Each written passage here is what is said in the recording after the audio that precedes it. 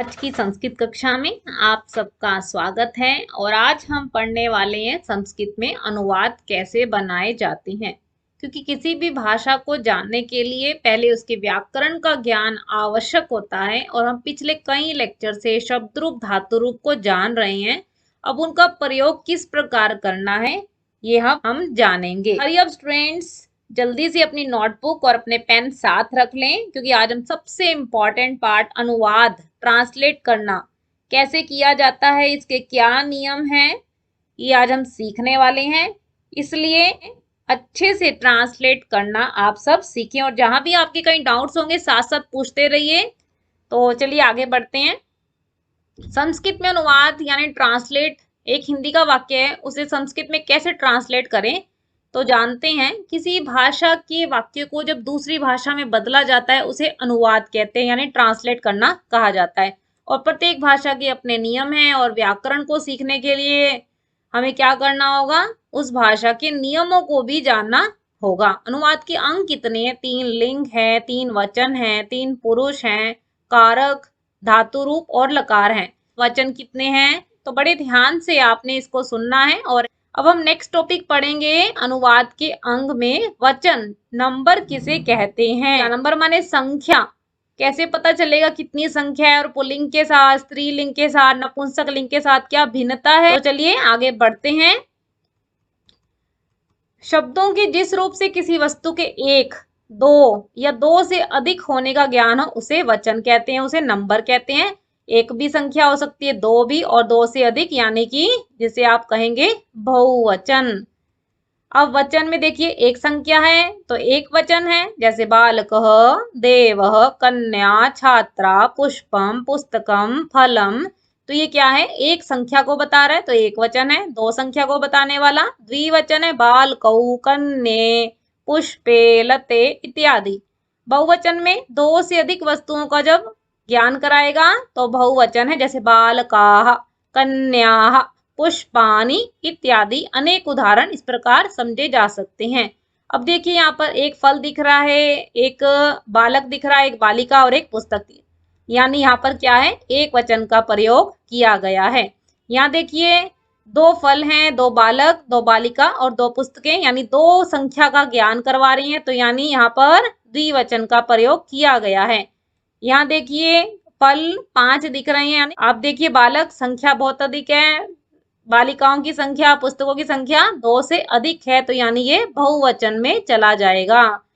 तो इस प्रकार आप देखिए एक संख्या को बताना यानी एक वचन का है। पुल्लिंग में कैसे चला, एक लड़का।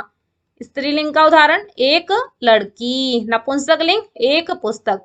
अब आप यहाँ देख लीजिए कि यहाँ पर आपको दिखने में तो ये एक दिख रहा है। अब एक जो है क्या सब में समान चलेगा? जी नहीं, बिल्कुल, क्योंकि यहाँ पर एक संख्या डिपेंड करेगी उसके साथ वाला वाक्य है, पुल्लिंग है, स्त्रीलिंग है या फिर नपुंसक लिंग है, तो उसके आधार पर हम वाक्य का निर्माण कर पाएंगे, अन्यथा नहीं।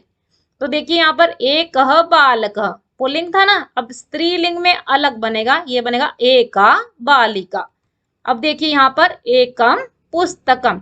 तो ये भिन्नता है जो आपको याद रखनी है, एक बालका, एका बालिका और एकम पुस्तकम। और अगर हमें वाक्य निर्माण करना आ जाए, बालक एक है ना, तो अस धातु आपको याद होनी चाहिए। अस धातु का लट्लकार कैसे चलता है, अस्ति। ठीक है, तो इस प्रकार ये हमने यहाँ पर अस्ति बनाया है। तो आगे बढ़ते हैं। तो यहाँ पर देखिए एक बार वाक्य निर्माण करके अस्ति, और यहाँ पर आप अनेक प्रकार का धातु रूप का प्रयोग कर सकते हैं। पढ़ता है, लिखता है, आता है, जाता है, पठति, लिखति, भवति, हसति, चलति। तो अनेक प्रकार से यहाँ पर ये प्रयोग किया जा सकता है। नेक्स्ट भी देखिए एक ही संख्या है तो यहाँ पर भी सेम लगेगा, और नपुंसक लिंग में भी एक संख्या है तो अस्ति, पठति, पतति, क्रीडति, अनेक प्रकार के वाक्य इस प्रकार बनाए जा सकते हैं। नेक्स्ट हम जानेंगे दो संख्या के लिए क्या है, द्विवचन का प्रयोग किया जाता है। पुल्लिंग में देखें एक बार, दो लड़के स्त्रीलिंग, दो लड़कियां नपुंसक लिंग, दो पुस्तकें। अब देखिए संख्या तो सबके साथ आपको 2 दिख रही है, परंतु क्या दो शब्द के लिए बिल्कुल समान प्रयोग होगा? नहीं। दो के साथ जो भी लगा है उससे आप डिसाइड करेंगे। यहाँ पे ये पुल्लिंग है तो ये पृथक होगा, स्त्रीलिंग है तो पृथक है, नपुंसकलिंग है। इस भिन्नता को, डिफरेंस को याद रखना है। तो देखिए, द्वौ बालकौ, दो बालक है ना, द्वौ बालकौ, द्वे बालिके, द्वे बालिके, द्वे पुस्तके। इसको याद करने का तरीका देखिए कि ये भी है कि आप कम से कम जो आप अपने राम शब्द रूप, लता शब्द रूप, फल शब्द रूप जो हमने तद शब्द रूप के माध्यम से सीखे थे, उनके प्रथमा विभक्ति जो है उन्हें याद कर लीजिए। उससे आपका काम बहुत आसान हो जाएगा। जैसे आप देखिए, हमने यहाँ पे राम याद कर लिया, राम बालक, एक ही बात है। तो इसका ये द्विवचन चल रहा है, रामौ। यहाँ पर क्या चलाएंगे हम, रामाह, जो कि आपके बहुवचन में काम आएगा। अब देखिए यहाँ पे संख्या कितनी थी, दो, यानी यहाँ पर चेक कीजिए आप, बालकौ। ऐसे ही मैं लता शब्द रूप चलाती, ता, लते, लताह, लता, लते, लताह। तो चेक कीजिए, यहाँ पर लते हैं। अब यहाँ देखिए हमने क्या बनाया, बालिके। ऐसे आप फल शब्द रूप चलाएंगे, पुस्तकम चलाएंगे, तो ये नपुंसकलिंग में कैसे बनेगा, फलम, फले, फलानी, फलम, फले, फलानी।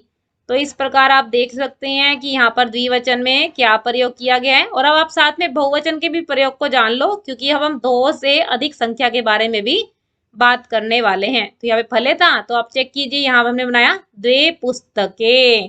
तो अब इस वाक्य के निर्माण के साथ अब आपको क्या याद रखना है, और अस धातु का या पठ धातु जो भी आप वाक्य बना रहे हैं जिस भी लकार में, वो भी आपकी प्रथम पंक्ति याद रहनी चाहिए। जैसे यहाँ पे चलाया, अस्ति, स्तः, संति, अस्ति, स्तः, संति। तो यहाँ आप देख सकते हैं ये एक वचन होता है, ये द्विवचन है। तो यानी हमारे पास द्विवचन है ना, तो इसलिए हम क्या प्रयोग करेंगे इन सब वाक्यों के साथ, स्तः प्रयोग करेंगे। ऐसे पठ धातु चलाऊं तो पठती, पठतः, पठन्ति, यानी पठतः। ठीक है, अब इसके आंसर को जान लेते हैं हम, स्तः, पठतः, स्त, पठतः, क्योंकि दो दो संख्या है तो इस प्रकार चलाएंगे। पर इसको याद करने का एक सरल तरीका और है, और वो तरीका क्या है, आइए देखिए। दो संख्या है ना, और पुल्लिंग, स्त्रीलिंग और नपुंसकलिंग सब में एक समान कैसे चल पाएगा। अब देखो, बालक दो थे तो हमने यहाँ चला दिया बालक द्वयम, बालिका दो, बालिका द्वयम, पुस्तक द्वयम। अब देखिए कितना सरल है यहाँ पर वाक्य निर्माण करना। और इसके साथ आपको ये भी अलग से नहीं याद करना पड़ेगा, स्त लगाया दो संख्या आप भूल जाते हैं, तो यहाँ पर कैसे प्रयोग करेंगे, यहाँ पर आपका एक वचन में ही प्रयोग, अस्ति, पठती, लिखती, भवती, हसती, चलती, अनेक प्रकार से आप ऐसे ही प्रयोग करेंगे। तो अब हम बात करते हैं, जब संख्या दो से अधिक हो जाए यानी तीन हो जाए, तब क्या होगा, बहुवचन का प्रयोग होगा। पुल्लिंग में तीन लड़के, स्त्रीलिंग में तीन लड़कियां, और नपुंसकलिंग में तीन पुस्तकें। तो अब आप देखिए, क्या ये तीन संख्या सभी में समान होगी, जी नहीं, बिल्कुल भी नहीं। यहाँ पर पुल्लिंग है, ये स्त्रीलिंग है, और यहाँ पर नपुंसकलिंग है, तो इसलिए तीन संख्या में परिवर्तन आएगा। और अगर आपको समझ आ रहा है तो कमेंट बॉक्स में यस और नो जरूर बताते रहिए। ठीक है, अलर्ट होके बैठना है बिल्कुल। ये तीन लड़कियों के लिए हम क्या चलाएंगे, त्रयः बालकाः, त्रयः बालकाः। स्त्रीलिंग में देखिए, तिस्रः, तिस्रः बालिकाः, और नपुंसकलिंग में त्रीणि। अब भिन्नता है देखिए, त्रीणि, पुस्तकानि। ठीक है, अभी आपको बालक और लता, फल शब्द रूप की प्रथमा विभक्ति याद करने को कहा था, तो उसी से आपने बहुवचन देखा और वाक्य का निर्माण कर लिया। अब यहाँ पे संख्या जब भी दो से अधिक होती है और प्रेजेंट में आंसर देना होता है, तो हम क्या प्रयोग करते हैं, संति। या फिर अगर हम और धातुओं का प्रयोग देखें, पठन्ति, लिखन्ति, गच्छन्ति, भवन्ति, हसन्ति, इस प्रकार ऐसा अनेक प्रयोग किया जा सकता है।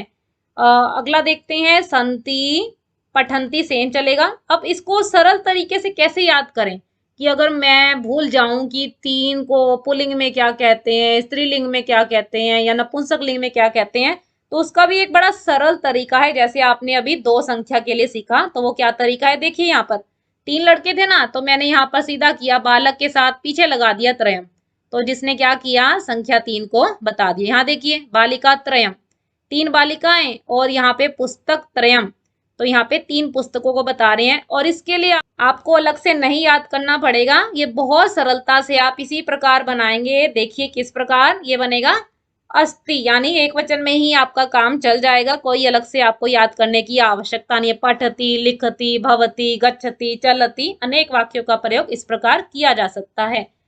तो अब हम 4 संख्या के लिए बात करेंगे। बहुवचन है, पुल्लिंग में क्या 4 लड़के, स्त्रीलिंग में 4 लड़कियां, नपुंसकलिंग में 4 पुस्तकें।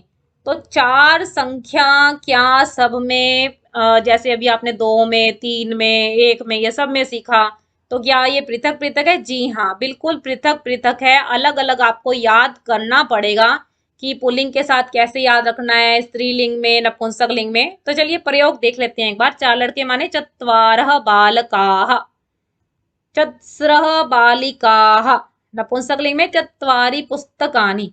अब इस 4 को आपको पुल्लिंग, स्त्रीलिंग और नपुंसकलिंग में कैसे चलते हैं ये अलग से याद करना होगा। ठीक है, तो अब हम देखते हैं नेक्स्ट। अगर वाक्य निर्माण आ जाए तो अब संख्या ज्यादा होगी। तो जैसे आपने प्रेजेंट में बनाया था तो यहाँ क्या बना था, संति बनाया था। सेम वैसे ही बनाना है, संति, पठंती, गच्छन्ति, लिखन्ति, भवन्ति, हसन्ति, अनेक प्रकार से आप ऐसे ही प्रयोग करेंगे। पर यहाँ पर भी एक ऑप्शन है कि इन वाक्यों को क्या सरल तरीके से याद रखा जा सकता है। अगर हम भूल जाएं कि पुल्लिंग में 4 के लिए क्या है, स्त्रीलिंग में क्या है, नपुंसकलिंग में क्या है, तो क्या कोई और तरीका है? जी हाँ, बिल्कुल है।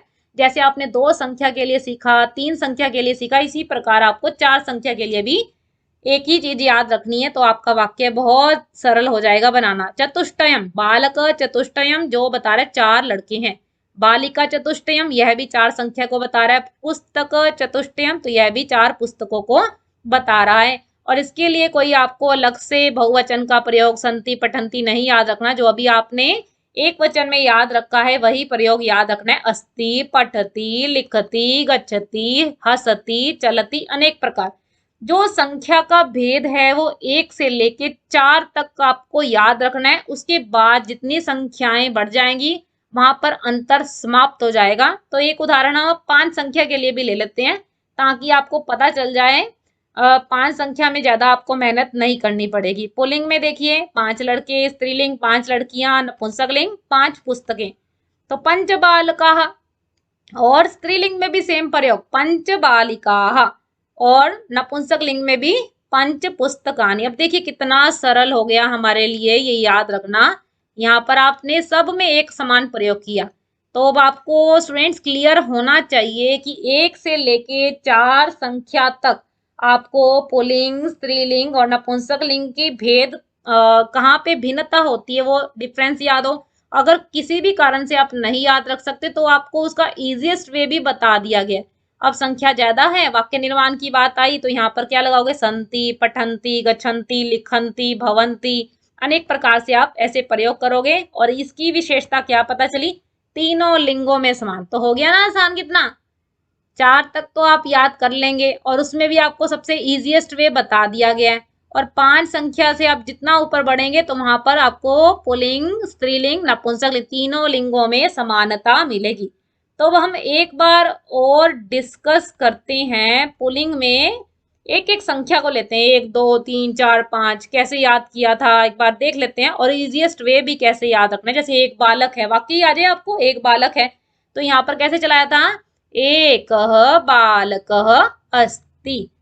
ठीक है, 2 के लिए आपने चलाया था। अब याद रखना है शब्द रूप, रामः रामौ, तो यानी द्वौ बालकौ, और 2 के लिए संख्या यहाँ परिवर्तित होगी, स्तः। अब अगर 3 संख्या हो जाए तो कैसे याद किया था, त्रयः बालकाः सन्ति। अब ये स्पष्ट होना चाहिए कि संख्या के ऊपर हमारी क्रिया निर्भर करती है। कितनी संख्या है, कितना कर्ता में कितनी संख्या, 1 है, 2 है, ज्यादा। अब 2 होगी तो इसने इसको प्रभावित किया। अगर आप यहाँ पर अस्ति का प्रयोग करते हैं तो अशुद्ध है। अब यहाँ पे त्रय 3 संख्या यानी बहुवचन में चला गया तो यहाँ पे आप अस्ति प्रयोग करते हो, स्तः करते हो तो गलत है। इस चीज का बहुत ध्यान रखना है। संख्या निर्धारण करती है क्रिया के ऊपर। ठीक है, अब 4 संख्या हुई तो चत्वारः बालकाः सन्ति, संख्या अधिक होगी ना तो यहाँ पर आप अस्ति नहीं प्रयोग करेंगे जबकि संति प्रयोग करेंगे। 5 होगी संख्या तो पंच बालकाः सन्ति। अब इसको सरल करने के लिए देखो अस्ति कर दिया तो आपको पता चल गया कि ये वाक्य इस तरीके से बनाना है। और एक बालक के बारे में बात करें, अब आपने 2 के लिए क्या आसान सीखा था, बालक द्वयम अस्ति, और 3 के लिए बालकः त्रयम अस्ति, और 4 के लिए बालकः चतुष्टयम अस्ति। तो मुझे लगता है कि अगर आप इन डिफरेंस को नहीं भी जान पाए, किसी कारण से मुश्किल लगता है, भूल जाते, तो इस प्रयोग को तो बहुत अच्छे से जान लें, क्योंकि यहाँ पर गड़बड़ होने की कहीं पे भी संभावना नहीं। और आप ये भी चेक कीजिए, एक बालक था तब भी अस्ति लगाया, यहाँ पर देखिए कहीं पे भी कुछ अंतर नहीं आया, सिर्फ आपको ये प्रयोग जान लेना है कि कैसे किया गया है। और पंच बालकाः सन्ति तो वो वैसे ही प्रयोग किया जाएगा। अब ये पुल्लिंग के बाद हम बढ़ते हैं स्त्रीलिंग की ओर। एक लड़की दिख रही है, वाक्य आ जाए एक लड़की है, तो कैसे बनाओगे, एका बालिका अस्ति, एक का एक संख्या है तो यहाँ पर अस्ति का प्रयोग हो गया। अब देखिए 2 होगी बालिका, तो कैसे किया था याद, लता लते, द्वे बालिके स्तः, ये सभी संख्या एक जैसी चलनी चाहिए। जहां 3 संख्या तिस्रः बालिकाः सन्ति, 4 होगी तो चतस्रः बालिकाः सन्ति, और 5 होगी तो पंच बालिकाः सन्ति। तो क्लियर हो रहा है ना आपको फ्रेंड्स।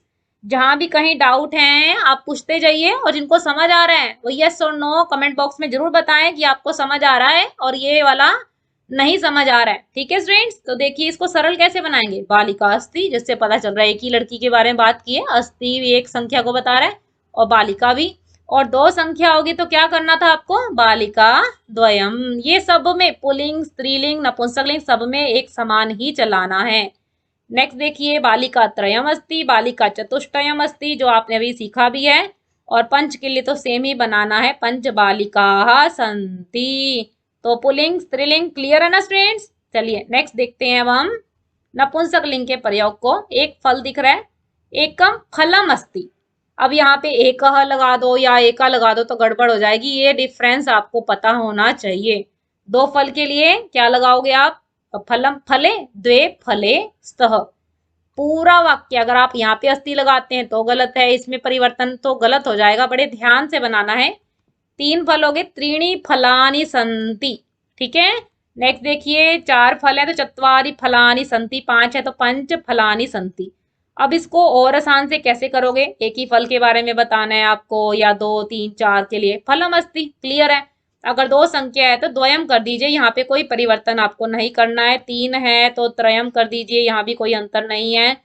4 है तो चतुष्टयम कर दीजिए, और यहाँ भी कोई अंतर आपको याद नहीं करना। और 5 के लिए तो पंच फलानि सन्ति एज इट इज ही रहेगा। तो इस प्रकार आपने वचन को यानी संख्या को बड़े ध्यान से समझा कि पुल्लिंग स्त्रीलिंग नपुंसक लिंग में कैसे हमें याद करना है। 4 संख्याओं तक तो आपको भिन्नता याद करनी पड़ेगी, और उसकी चॉइस में आपको इजीएस्ट वे भी बता दिया गया है, और 5 के बाद संख्या में कहीं पे भी कोई भिन्नता नहीं याद रखनी है। इसको सीखने के बाद आपकी कोई भी डाउट कोई क्वेरी है तो आप पूछ सकते हैं। आपकी कोई सजेशन हो नेक्स्ट टॉपिक और नेक्स्ट लेक्चर के लिए, वह भी आप कमेंट बॉक्स में बता सकते हैं। इसके नोट्स आपको डिस्क्रिप्शन बॉक्स में प्रोवाइड किए गए हैं, आप डाउनलोड करके उसे अच्छे से पढ़ सकते हैं। और आपको लेक्चर अच्छा लगा तो लाइक कीजिए, ज़्यादा से ज़्यादा फ्रेंड्स के साथ शेयर कीजिए, और संस्कृत की अपडेट्स के साथ जुड़ा रहना चाहते हैं तो इसे सब्सक्राइब भी कीजिए, ताकि आने वाली अपडेट सबसे पहले आपको मिले। तो मिलते हैं फिर नेक्स्ट टॉपिक के साथ, तब तक के लिए आप सबको हृदय से धन्यवाद। नमो नमः।